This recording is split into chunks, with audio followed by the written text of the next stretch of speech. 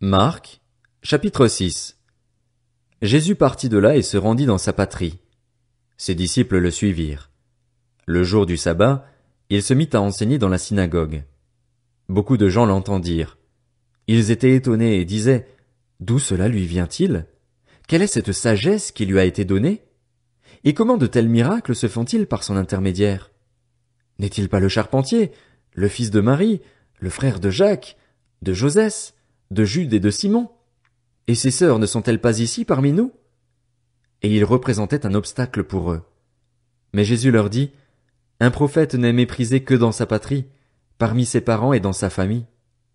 Il ne put faire là aucun miracle, si ce n'est qu'il guérit quelques malades en posant les mains sur eux. Et ils s'étonnaient de leur incrédulité. Jésus parcourait les villages des environs en enseignant. Alors il appela les 12 et commença à les envoyer 2 à 2, et il leur donna autorité sur les esprits impurs.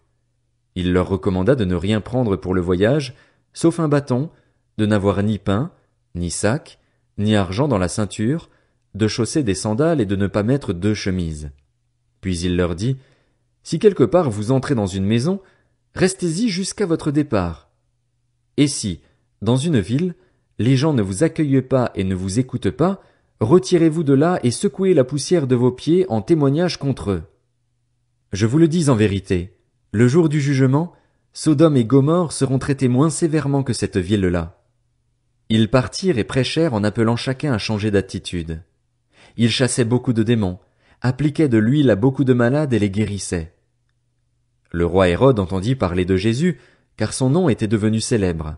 Il disait: Jean-Baptiste est ressuscité, et c'est pour cela qu'il a le pouvoir de faire des miracles. D'autres disaient: C'est Élie. Et d'autres disaient: C'est un prophète, comme l'un de nos prophètes. Mais Hérode, en apprenant cela, disait: Ce Jean que j'ai fait décapiter, c'est lui, il est ressuscité.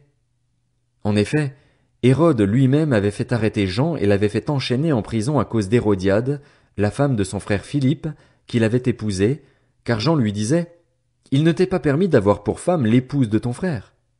Furieuse contre Jean, Hérodiade voulait le faire mourir, mais elle ne le pouvait pas, car Hérode redoutait Jean, sachant que c'était un homme juste et saint, et il le protégeait.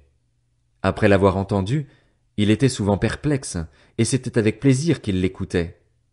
Cependant, un jour propice arriva lorsqu'Hérode, pour son anniversaire, donna un festin assez grand, aux chefs militaires et aux personnalités de la Galilée.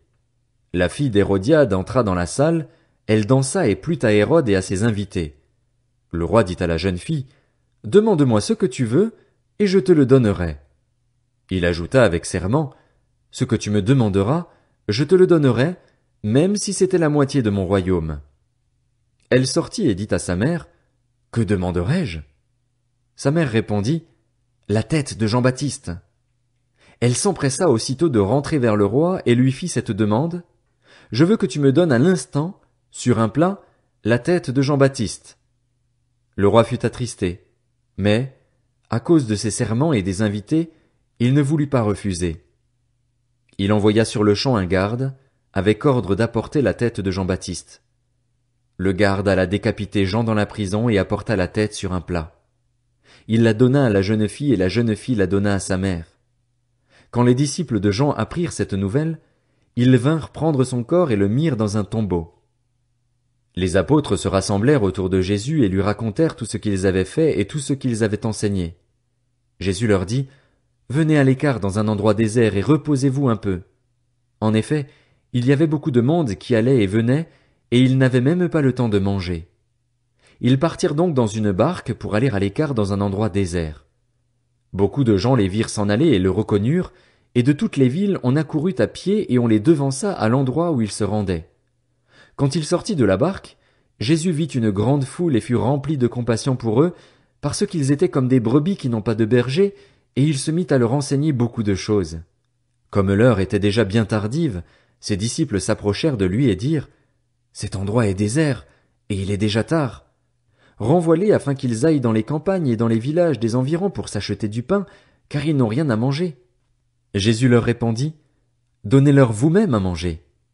Mais ils lui dirent: Faut-il aller acheter des pains pour 200 pièces d'argent et leur donner à manger? Il leur dit: Combien de pains avez-vous? Allez voir. Ils s'en assurèrent et répondirent, 5, et 2 poissons. Alors il leur ordonna de les faire tous asseoir par groupes sur l'herbe verte. Ils s'assirent par rangées de 100 et de 50. Il prit les 5 pains et les 2 poissons, leva les yeux vers le ciel et prononça la prière de bénédiction. Puis il rompit les pains et les donna aux disciples afin qu'ils les distribuent à la foule. Il partagea aussi les 2 poissons entre tous. Tous mangèrent et furent rassasiés, et l'on emporta 12 paniers pleins de morceaux de pain et de ce qui restait des poissons. Ceux qui avaient mangé les pains étaient au nombre de 5000 hommes. Aussitôt après, il obligea ses disciples à monter dans la barque et à le précéder sur l'autre rive, vers Bethsaïda, pendant que lui-même renverrait la foule. Quand il l'eut renvoyé, il s'en alla sur la montagne pour prier. Le soir venu, la barque était au milieu du lac et Jésus était seul à terre. Il vit qu'ils avaient beaucoup de peine à ramer, car le vent leur était contraire. Vers la fin de la nuit, il alla vers eux en marchant sur le lac, et il voulait les dépasser. Quand ils le virent marcher sur le lac, ils crurent que c'était un fantôme et ils poussèrent des cris, car ils le voyaient tous et ils étaient affolés. Jésus leur parla aussitôt et leur dit, « Rassurez-vous, c'est moi, n'ayez pas peur. » Puis il monta près d'eux dans la barque, et le vent tomba. Ils étaient en eux-mêmes extrêmement stupéfaits et étonnés, car ils n'avaient pas compris le miracle des pains, parce que leur cœur était endurci. Après avoir traversé le lac, ils arrivèrent dans la région de Génézareth et y abordèrent. Dès qu'ils furent sortis de la barque, les gens reconnurent Jésus et parcoururent tous les environs. Ils se mirent à apporter les malades sur des brancards là où ils apprenaient sa présence. Partout où il arrivait, dans les villages, dans les villes ou dans les campagnes, on mettait les malades sur les places publiques et on le suppliait de leur permettre seulement de toucher le bord de son vêtement. Tous ceux qui le touchaient étaient guéris.